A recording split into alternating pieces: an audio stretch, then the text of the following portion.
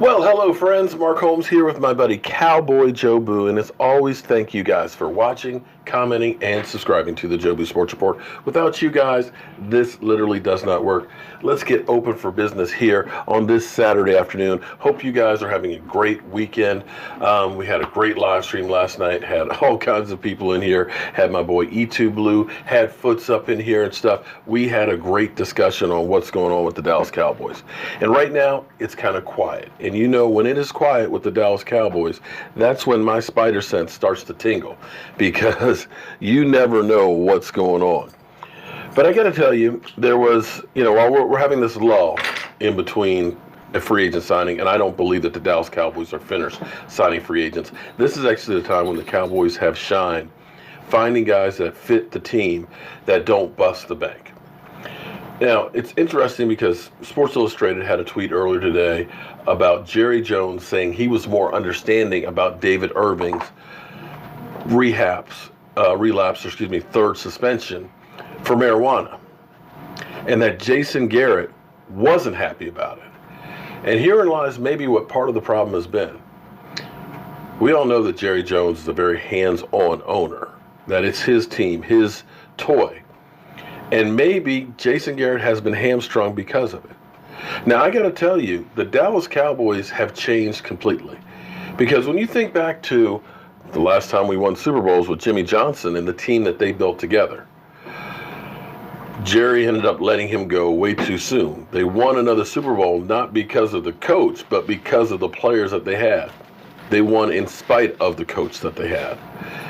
But after that, when that team aged out, Jerry Jones was trying to put his stamp on the team, and he literally was reaching and grabbing. He was the oil maverick that was trading up and down the draft, signing guys like Joey Galloway, giving away 2 number ones, bringing in TOs, even though he had great ability, knowing that he is a locker room, team not sideline, he was never a problem on sideline, but you know what I mean, off the field issues type guy. You saw us when we were going and taking a first and a second and trading up for Morris Claiborne, where we were, instead of drafting a guy like Clay Matthews, we were taking Roy Williams, who played 2.5 years, I believe. Hard hitter, interesting safety, but you could have had Clay Matthews. And then trading a first, a third, and another one for Roy Williams from the Detroit Lions in the middle of the season. Fortunately, the Amari Cooper trade turned out better than those. But bringing in guys like Greg Hardy and things like that, where character issues weren't a problem for Jerry Jones. But starting last year, that's when the new sheriff in town, that I'm going to call him, Stephen Jones, kind of put people on notice that it was different here.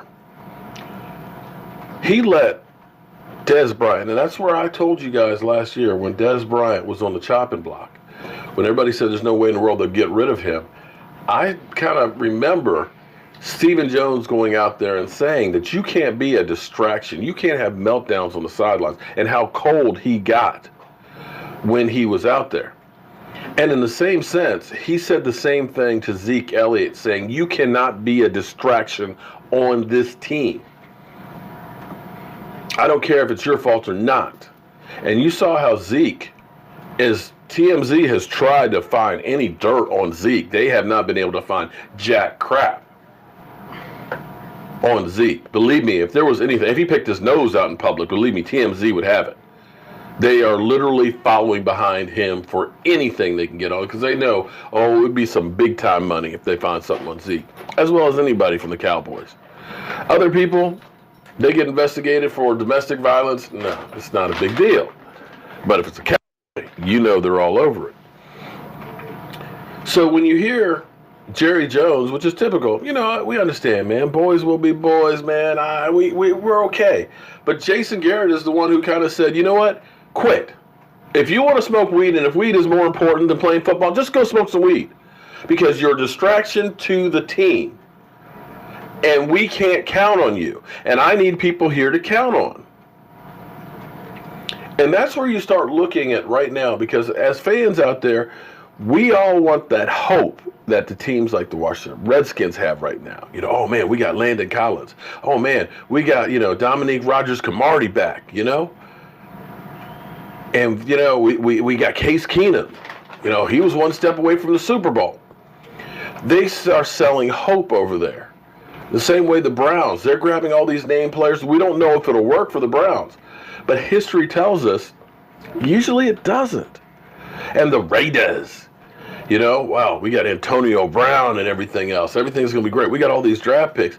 But history tells you that John Gruden hasn't been good at building teams. He's got picks. I will give you that. He's got the best wide receiver in football, but you don't know if that guy's going to be happy or not there with Derek Carr. Or if he gets a rookie quarterback to take it in the growth pains. Because Antonio Brown's going to look at it as, I got my money, but damn it, I want the ball. So you don't know how those situations are going to work.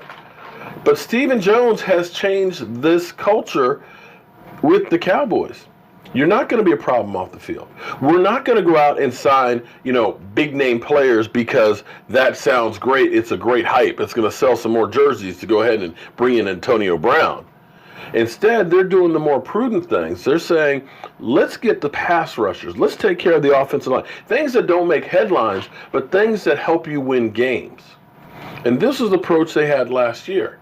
And so this makes me wonder, how much has Jerry Jones hamstrung Jason Garrett? I don't know. But Jason Garrett definitely has to prove himself, and maybe he's going to give a little more leeway to either save himself or to hang himself. But either way, hearing that just confirms exactly what I've felt all along. Jerry's going to say what Jerry wants to do. Jerry's going to be the guy who thinks, man, if I can get Johnny Manziel here, that's a great move. Stephen Jones is like, oh, hell no. That's drama we don't need. Let's go get that guy Earl Thomas. Oh, no. He stays injured, costs too much money. We're better off getting 3 or 4 guys for that kind of money. You follow where I'm going here? Oh, David Irving, man, buddy. I understand, man. Boys will be boys. Oh, hell no. We're not taking this stuff here. We need your ass to be ready to play on Sundays. We do not care about any of that other stuff out there. You're not going to be doing that. This is going to be the focus. And if you're not focusing on that, get out. And you can see that sea change, how we were freewheeling during the 90s. It was okay if you got in a little trouble. But this team, it's about being a teammate. It's about being a family. It's about playing football. And I think we are beginning to see the dividends of this. That's why we haven't had a losing season in 4 years. And I know we haven't been to the Super Bowl. But let me say it again. We haven't had a losing season in 4 years. We now have one of the younger rosters in the NFL. We're not in cap hell. We're not paying dead money. These are all because of the change in philosophy for this team of Stephen Jones. Now, I don't know if the Cowboys will win that Super Bowl with Stephen Jones, but I got to tell you, I feel like we're on the right path to get there, and that we're closer than we've been in quite a while. I can look through from the 90s until now, and I honestly look at this and say, that 53-man roster is about as talented as you can get, as we've had. Got the best running back in football. You got a great wide receiver now. You got a quarterback who doesn't make a lot of mistakes. You've got an offensive line that's good. You've got a pass rusher. You've got 2 of the best linebackers in football. You've got now a shutdown corner. You've got plenty of pieces to work with that are putting you in the right direction. If they can continue to do what they have done over the course of that, since the 2016 draft, they can have another decent draft. There is no reason why this team can't be one of the top teams in football. I believe that. I know a lot of you are going to say I'm crazy, I'm an idiot, I talk too much, I got sawdust on the brain, whatever. But I'm telling you that this team is totally different than it's been in the last 25 years. And that's a good thing. So, David Irving, enjoy smoking weed. that's what you want to do, go right ahead. But what they want is 53 guys together that are about winning a Super Bowl. I'm Mark Holmes, and be sure to check out Michael Anthony. He's going to be going on in about 20 minutes with the AAF football game. Who's playing, Mike? The Express and the Stallions. The Express and the Stallions. And I'm going to go back up here. I got to make some drawers in the workshop as soon as these cabinets are dry that Michael Anthony was good enough to get varnished. I'm Mark Holmes, and we'll see about doing something a little later. I think I've got my problem solved on communicating, so I might try and see. If two of you YouTubers out there want to come on for a little live stream later, hit me up and let me know, and we'll go ahead and try it out. So that way I get, bam, one of you here, bam, I'll get one of you there. And I'll see you there.